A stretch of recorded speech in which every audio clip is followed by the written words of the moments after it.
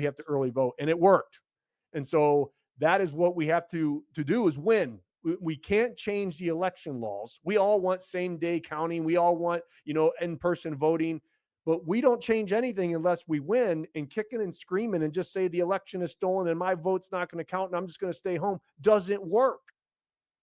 You're spot on. I mean, I went on the road right after the 22 election when that new ballot proposal was adopted that would bring early voting to Michigan, and started to travel to county parties and teach them. I called it the win plan, win in November, so WIN.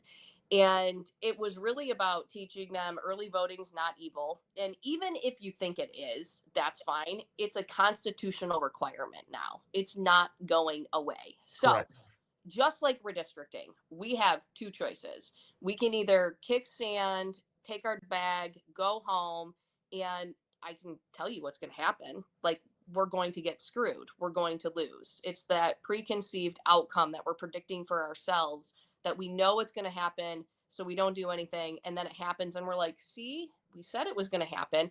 Or we can pull up our bootstraps and say, you know what? These are the rules. We may not like them, but until we change the rules of the game, we're going to play with them the same way the other team does. It's the analogy I use is like, imagine a football game where you have one team that says, the coach says you're never allowed to run into the end zone.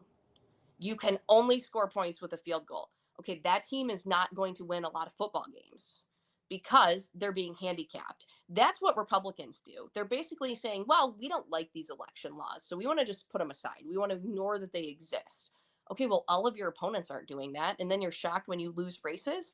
Early voting is here to stay. And, we have 45 days of voting now.